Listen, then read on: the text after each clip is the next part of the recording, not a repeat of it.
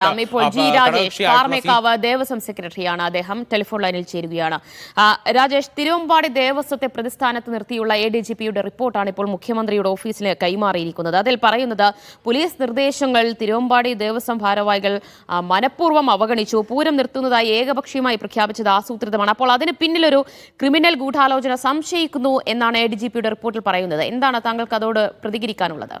അല്ല, അവര് വളരെയധികം ബുദ്ധിമുട്ടുകൾ നേരിട്ടു അവരുടെ എഴുന്നള്ളിപ്പ് വരുമ്പോൾ.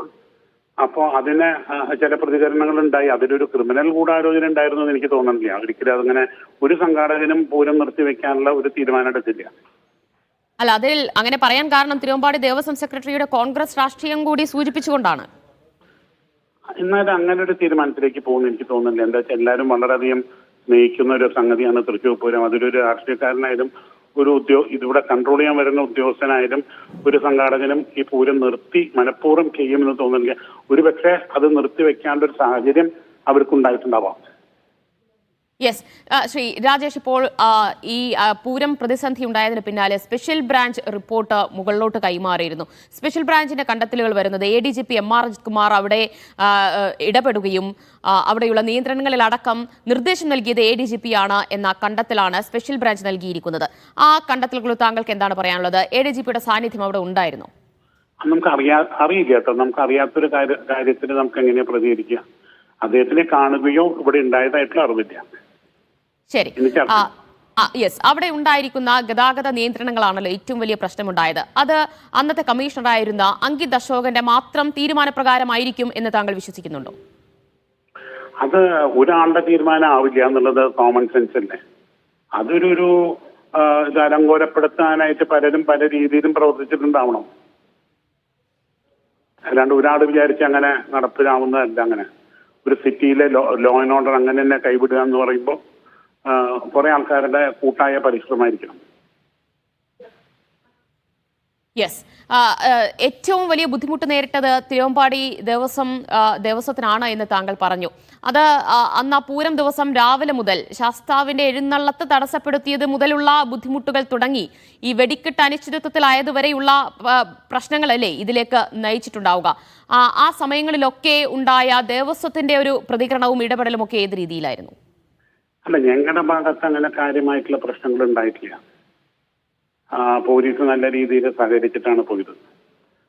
അത് പിന്നെ പൊതുവെ ടൗണിലൊരു ഒരു ഭീകര അന്തരീക്ഷമായിരുന്നു. ആരെയും പൂരം കാണാനുള്ള സാഹചര്യം ഉണ്ടാക്കിയിട്ടില്ല.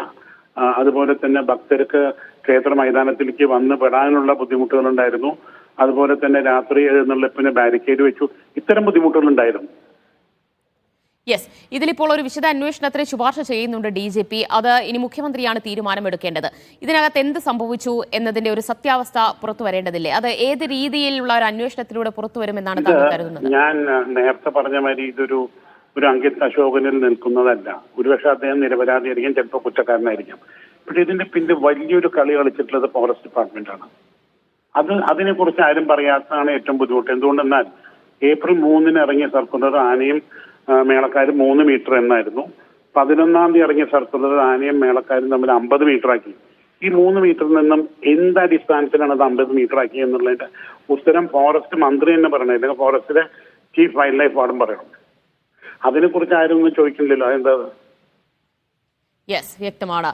ഫോറസ്റ്റ് വകുപ്പിന്റെ പങ്ക് ഇടപെടൽ കൂടി ഇക്കാര്യത്തിൽ ചർച്ചയായി ഉയർന്നു വരണം എന്നാണ് ജി രാജേഷ് ആവശ്യപ്പെടുന്നത്. അദ്ദേഹം പാറമേക്കാവ് ദേവസ്വം സെക്രട്ടറിയാണ്. എന്തായാലും സ്പെഷ്യൽ ബ്രാഞ്ചിന്റെ കണ്ടെത്തലുകൾ കൂടി ഇവിടെ പ്രസക്തമാവുകയാണ്. ADGP MR അജിത് കുമാർ തൃശൂർ പൂരം നിയന്ത്രണങ്ങളിൽ ഇടപെട്ടോ നിർദ്ദേശങ്ങളടക്കം നൽകിയിട്ടുണ്ട് എന്ന കണ്ടെത്തലുകളാണ് സ്പെഷ്യൽ ബ്രാഞ്ചിൽ നിന്ന് വരുന്നത്. എന്നാൽ DGPക്ക് നൽകിയ റിപ്പോർട്ടിൽ അത്തരം പരാമർശങ്ങളൊന്നും തന്നെയില്ല. പൂർണ്ണമായും വീഴ്ച പറ്റിയത് തൃശൂർ സിറ്റി പോലീസ് കമ്മീഷണറായിരുന്ന അങ്കിത് അശോകൻ ാണ്.